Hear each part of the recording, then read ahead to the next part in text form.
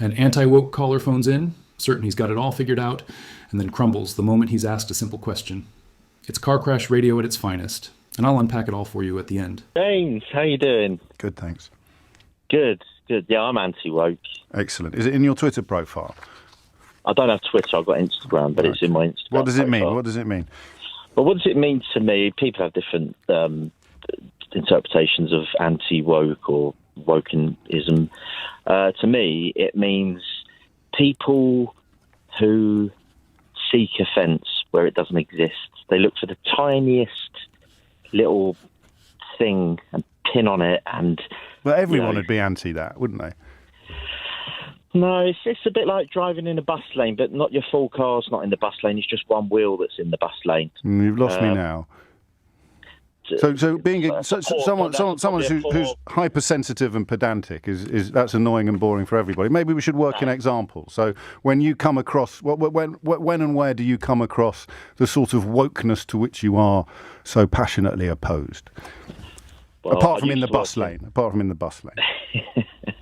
I used to work in local authority. I'm now self-employed, but when I worked in local authority, you didn't get on with your work. There was a few hours a week dedicated to these sort of woke agendas. Yeah, go on. Going on these sort of courses and these internal training courses. And well, like what though? What were they teaching you? It was all very insincere. Well, you might have been. You can't speak for anybody else. No, but the so what were they teaching you? So these trainers... What sort of courses? These trainers would hold these courses. Yeah. And, I know how much they're paid. They're paid an absolute fortune, and they regurgitate... That's not anti-woke, mate. That's just envy. So what were the courses? What were they designed to do? Well, I'm very envious. I know you are, but what were the courses designed to do? What were they training you to do? What were they doing? I think they were designed to stifle rational discussion and debate. Well, they put that on the agenda. They put that on the door, did they? No, but that was. So what were they designed to do? What sort of courses are we talking about? I just said, am I in an echo chamber? Well, clearly not, mate. No. Do you know what that means? No, I don't. But you're going to tell me. So what were the courses officially designed to do? Right. So we'd go on these courses. Yeah. And you'd all be in a room, and it would be some topical discussion. Oh, God. Down with that sort of thing. About something that's happened lately. So what would happen? It's awful, isn't it? So what would happen? Yeah. The powers that be would say, we better, this has happened in America. Right. We better send everyone on a course. For example? I don't want to quote examples, really. You kind of have to. I can't, because then you'll get everyone... That's the point, isn't it, though? So something that actually happened. That's all. Well, you bring one up, and I'll give you... I'll play out a scenario. No, because you're telling me what it means. Go on. And the example is these courses that you went on, and the rooms that you sat in, and the speeches that you listened to. So just tell me what they were about. Let me think of one. Take your time. Still there? Yeah. Oh, good. But let's say, for example, preventing barriers to staff progression. So people from certain religions, cultures, races, etc. But you were going to give me an example of something that had happened in America. Yeah, so that's happened. No, I won't bring that up. I think... Well, why not? Why don't you bring that up? Because I think most of your listeners know what I'm referring to. I have not got a clue. Okay. So tell us.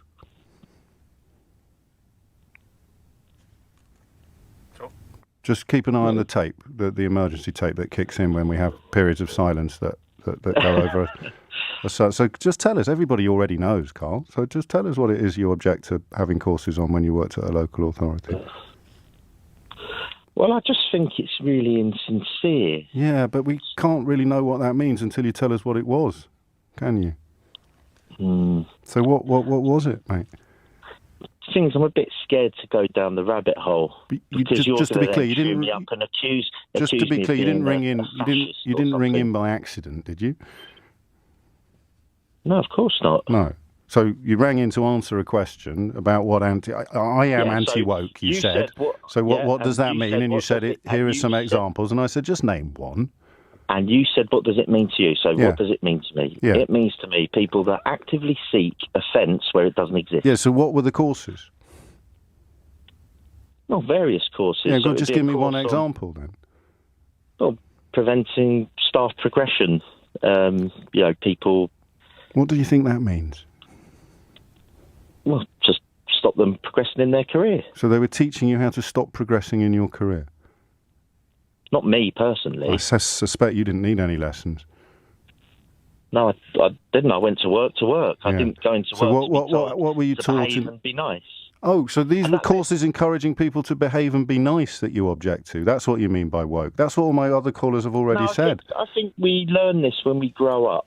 Well, some of us do. I grew up in London. Well, you're very lucky. You're already very nice and well behaved. What about people who aren't? Surely they'd benefit from these courses, Carl. Well, they are the ones that should be marginalised. But why do people look? You want to marginalise people now? Isn't that woke? You want to marginalise people who aren't very nice? That's what everyone else has told me is woke. No, I want the people that are nasty and horrible. Yeah. Marginalise them. Get rid of them. But that's woke, though. That's what woke means. You're pro-woke, mate. You're not anti-woke. Your council tax shouldn't pay to send me on a day course. Well, you need to tell me what the course was. What's the course? Pay for your bins to be collected. On the contrary, I want local authorities to be run in a way that is forward-thinking and progressive. And if some people, not you, because you don't need these courses, but if some people are holding back the rest of the organisation, then I think giving them some training is a wonderful idea. Go on, just tell everyone the thing that they already know that you're talking about, but you're not prepared to say out loud. Because otherwise people might think you're a bit woke. You're frightened of causing offence, are you? Isn't that what woke means? I have been cowed into silence by your lot. No, mate, you have tied yourself in knots single-handedly. I've been cowed into silence. You know who you are. It's your curtain twitchers. It's your ones that look out of their window and look for offence where it doesn't exist. At what point in this conversation do you think you lost the plot completely? Are you on nextdoor.com, James? Are you on nextdoor.com? Listen, I'm very happily married, Carl. So no, you know nextdoor.com. It's a society website. Mate, I'm very happily married. Let's not go weird. Final chance. Are you going to give me an example of something that is woke, or are we just going to wave goodbye to each other and fill in the gaps for ourselves? I'll let you fill in the gaps. Now, you see, I've got a horrible feeling that you've done the polar opposite of what you rang in to do, and you've proved all the previous callers completely right. But, good luck to you. Let's be honest, that was nothing short of a train wreck. Anthony came charging in, loud and proud about being anti-woke, ready to lecture everyone on what's wrong with society. But the moment he had to actually explain himself, it all fell apart. You could see it in real time. The man had the headlines memorized, but not a single thought to back them up. And that's the brilliance of James O'Brien here. He doesn't shout, doesn't grandstand, doesn't need a dramatic gotcha. He simply asks the most basic, obvious question. What were the courses about then, mate? And suddenly, Anthony's squirming like he's just been caught stealing candy. Instead of an answer, we get rambling about bus lanes, vague gripes about training sessions, and excuses about why he can't give examples. It's painful, but also hilarious, watching him realize he's built his entire identity around a slogan he can't even define. The kicker? His big complaint boils down to workplace courses designed to help people advance in their careers, to be fairer and more respectful. That's what he's railing against. It's like whining about first aid training because it interrupts your tea break. And when he finally blurts out that he's been cowed into silence, while literally airing his views live to half of London, the irony is complete. What O'Brien showed in this moment is how fragile the anti-woke talking point really is. There's no substance, no clarity, just recycled anger with nothing underneath. And that's the bigger picture here. People fuming over buzzwords they can't explain, regurgitating outrage from social media without ever stopping to think about it. It's funny on the surface, but it's also a little sad, because this is what passes for political discourse in certain corners now. So yeah, for me, this wasn't just radio entertainment. It was a case study in how shallow the anti-woke crusade really is. But I'd love to hear what you think.